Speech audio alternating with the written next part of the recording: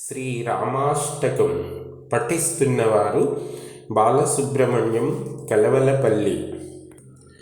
భజే విశేష సుందరం సమస్త పాపఖండనం స్వభక్త చిత్తరంజనం సదైవ రామమద్వయం జటాకలాపశోభితం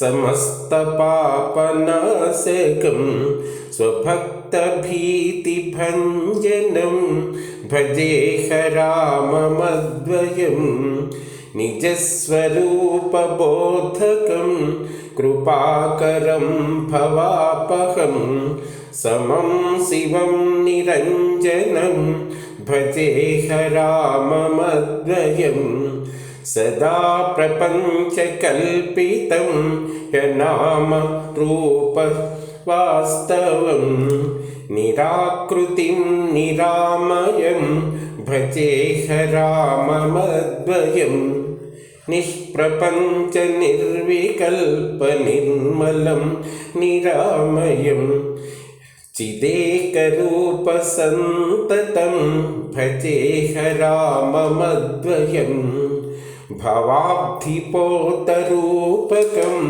హశేషదేహకల్పితం గుణాకరం కృపాకరం భజేహ రామమద్వయం మహాసువాక్యబోధకైః విరాజమానవాక్పదైః పరం చ బ్రహ్మవ్యాపకం భజేహ రామమద్వయం శివప్రదం సుఖప్రదం భవత్సిదం భ్రమాపహం విరాజమానదైసికం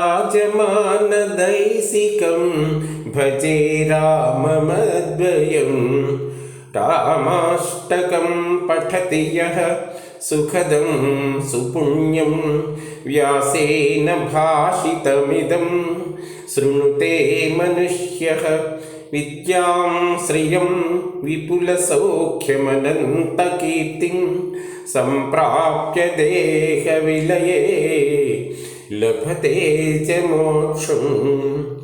ఇది శ్రీ వ్యాసప్రోక్త శ్రీరామాష్టకం.